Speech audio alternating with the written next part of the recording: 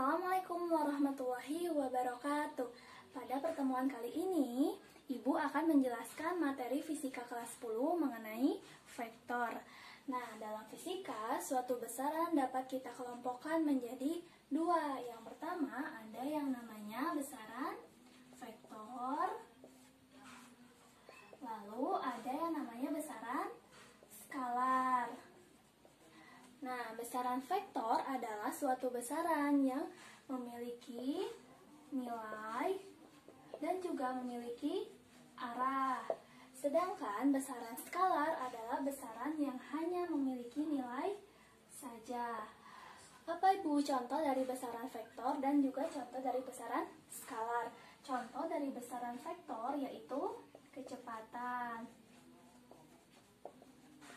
Misal, Ibu menaiki sepeda motor dengan kecepatan 20 meter per second ke arah utara.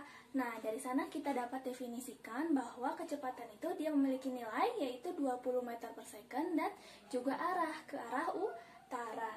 Nah, contoh selanjutnya yaitu contoh dari besaran skalar. Besaran skalar contohnya yaitu massa.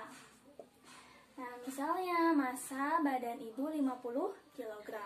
Nah, dari sana kita dapat tahu bahwa massa itu hanya memiliki nilai saja karena massa tidak ada kan yang 50 kg ke utara atau misalnya 50 kg ke selatan dan sebagainya.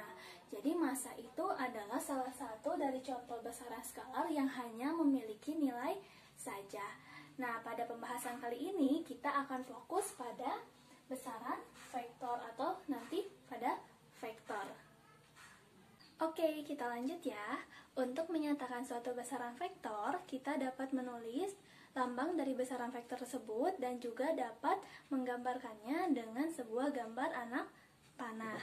Yang pertama, kita dapat menulis lambang vektor tersebut. Bagaimana Bu cara menulis lambang dari sebuah besaran vektor?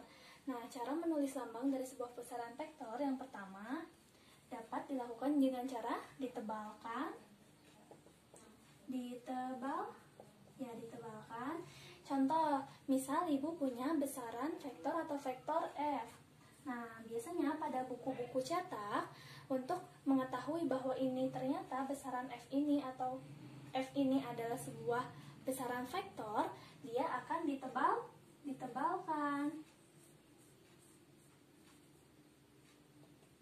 Nah, bagaimana Bu kalau misalnya untuk yang ditulis tangan? Untuk ditulis tangan, biasanya untuk mengetahui bahwa besaran itu adalah besaran vektor, kita dapat tulis dengan diberi tanda panah di atas lambang. Misal, vektor F, ketika kita ingin menulisnya menjadi sebuah besaran vektor, nah, kita bisa membuat atau kita bisa memakai tanda panah. Nah, ini jadi cara menulis besaran vektor. Yang pertama bisa ditebalkan atau di bold, yang kedua bisa diberi tanda panah di atas lambangnya. Nah, lalu vektor juga bisa digambarkan dengan sebuah anak panah. Nah, sebuah anak panah, misalnya Ibu punya vektor F. Nah, ini bisa digambarkan dengan sebuah anak panah. Nah, bagian ini namanya pangkal atau bisa disebut juga ekor. Nah, dan bagian ini kita sebut ujung atau kita bisa sebut juga kepala. Nah, ini ekor, ini kepala, ini pangkal, ini ujung. Nah, lalu misalnya Ibu punya vektor 2F. Bagaimana Bu cara menggambarkan vektor 2F? Oh, ini lupa tanda panahnya ya. Ada vektor 2F. Nah, vektor 2F menunjukkan bahwa nanti besar vektornya itu akan 2 kali dari besar vektor F.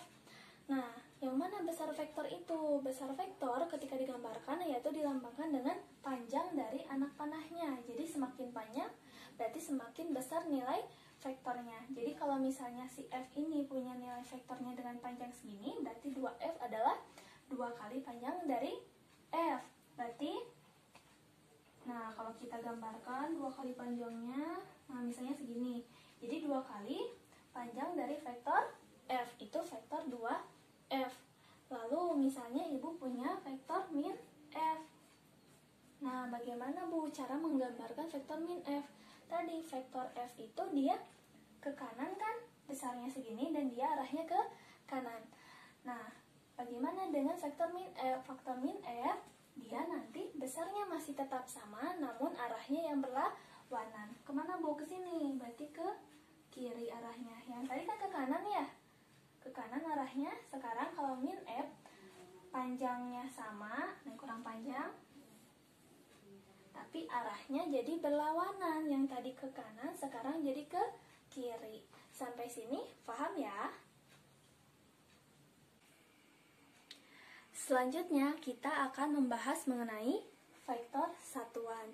Jadi vektor-vektor atau besaran vektor yang tadi kita bahas bisa juga dinyatakan dengan vektor satuan. Nah, vektor satuan itu apa? Vektor satuan adalah vektor yang memiliki nilai satu satuan. Nah, di sini akan Ibu jelaskan ya. Ibu sudah menggambar sumbu kartesian, ada sumbu X dan ada sumbu Y. Dan di sini juga ada skala-skalanya. Nah, kita anggap satu skalanya itu adalah satu satuan. Nah, vektor satuan yang searah dengan sumbu X, berarti sumbu X ini ya.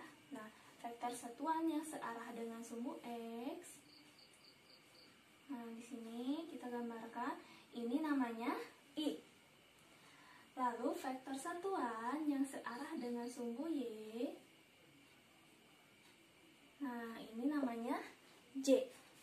Jadi, yang searah dengan sumbu X, yang searah dengan sumbu X, ini I ya, vektor satuannya namanya. Dan yang searah dengan sumbu Y itu J. Dan ini hanya untuk bidang yang 2 dimensi atau bidang datar. Nanti di matematika peminatan, nah vektor juga ini akan keluar materinya. Dan nanti akan juga belajar selain di 2 dimensi juga akan vektor ini ada di 3 dimensi. Kalau misalnya di 3 dimensi berarti ada sumbu satu lagi. Selain sumbu X, lalu ada sumbu Y, ada juga yang terakhir ada sumbu Z. Nah, kenalan aja ya sekarang vektor, nanti vektor satuan yang berada dalam sumbu Z. Nah, kira-kira apa? Kalau ini X, Y, Z, kalau ini berarti IJK. Nah, ini untuk yang 2 dimensi ya. Nah, untuk yang 3 dimensi nanti ada sumbu X, Y, dan Z. Nah, gitu. Misalnya sekarang Ibu sebagai contoh, Ibu punya satu vektor yang Ibu tempatkan pada bidang kartesian ini.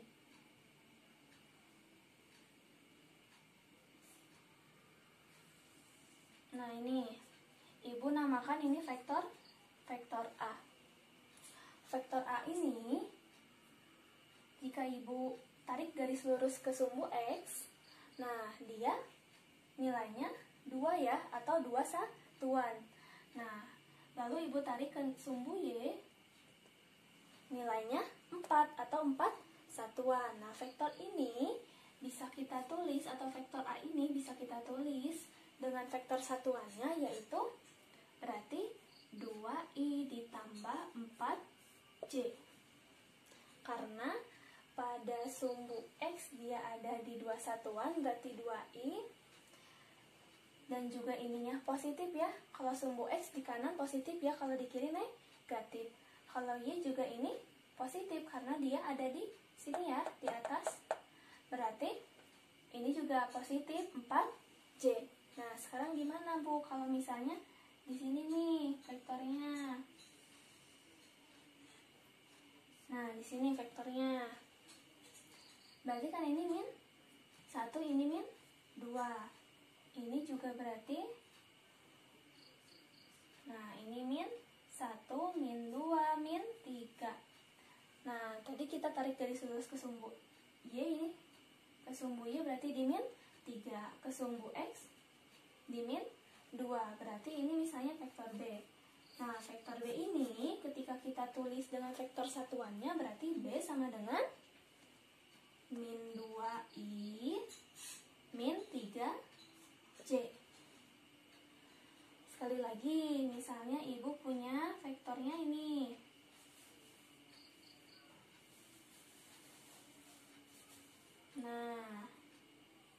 Nah ini misalnya ibu punya vektor C. Kita tarik ke sumbu X, dia di min 2. Kita tarik ke sumbu Y, dia di 2. Berarti si vektor C ini kita bisa tulis dengan vektor satuannya yaitu min 2i ditambah 2j. Materi terakhir pada pertemuan kita kali ini, kita akan membahas mengenai penjumlahan vektor. Penjumlahan vektor bertujuan untuk mencari resultan vektor. Resultan vektor itu adalah hasil dari penjumlahan vektor. Nah, kita bisa menggambarkan resultan vektor dengan dua metode. Yang pertama ada metode jajar genjang. Nah, metode ini bisa untuk menggambarkan resultan dari dua vektor. Contoh, misalnya ibu punya di sini vektor A, lalu ada vektor B. Kita akan mencari resultan dari vektor A dan B, atau kita sebut A ditambah B ya, ini resultannya.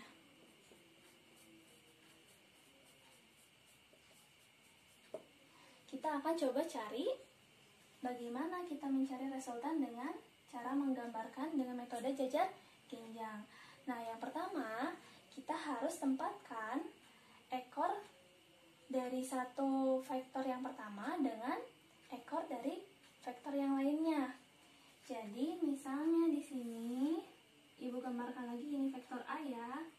Kita tempatkan ekor dengan ekor, berarti ini dengan ini ya, ini ekor, ini kepala, ini ekor, ini kepala. Berarti nanti kita pindahkan si vektor B ini ke sini agar ekornya saling bertemu ya. Berarti nanti, nah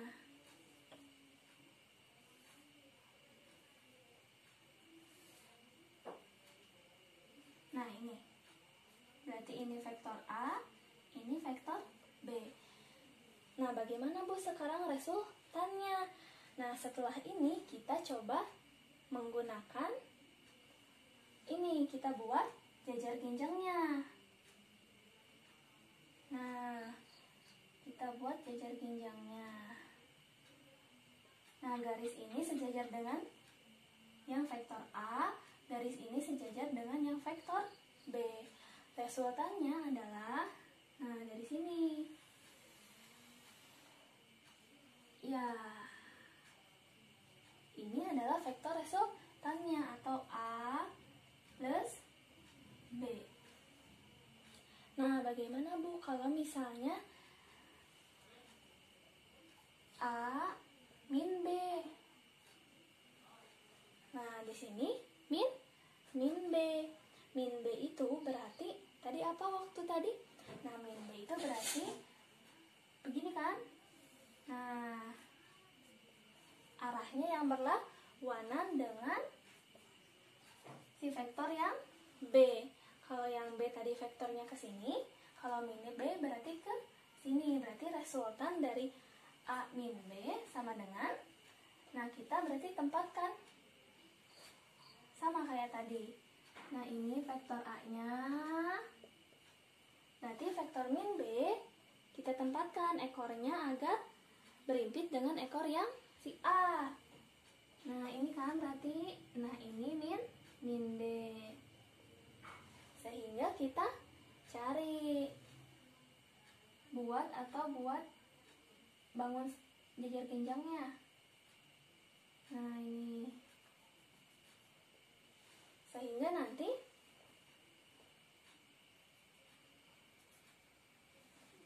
vektor resultannya adalah dari sini ke sini. Ya, ini berarti A min B. barusan kita sudah membahas mengenai bagaimana cara menentukan atau menggambar resultan vektor dengan metode jajar jenjang. Nah, yang kedua kita akan mempelajari bagaimana mencari resultan vektor dengan metode poligon. Kalau tadi metode jajar jenjang hanya bisa mencari vektor dari dua vektor saja ya. Maksudnya mencari resultan vektor dari dua vektor. Kalau misalnya metode poligon ini dia bisa mencari resultan vektor dari dua vektor atau lebih. Nah, di sini Ibu punya vektor A, B, dan vektor C. Di sini Ibu akan mencari resultannya, berarti A plus B plus C. Nah, bedanya metode poligon dengan tadi metode jajar jenjang. Kalau tadi metode jajar jenjang kan ekor bertemu dengan ekor ya. Ekor vektor 1 harus bertemu dengan ekor vektor 2. Kalau misalnya di metode poligon ini, nanti kepala bertemu dengan ekor, lalu kepala bertemu dengan ekor, dan seterusnya gitu ya. Misalnya Ibu di sini gambar lagi yang vektor A-nya. Kita akan tambahkan dengan vektor B, berarti kepala dari vektor A akan bertemu dengan ekor dari vektor B. Nah, kepala bertemu dengan ekor B. Nah, lalu vektor C-nya, berarti kepala dari vektor B akan bertemu dengan ekor dari vektor C.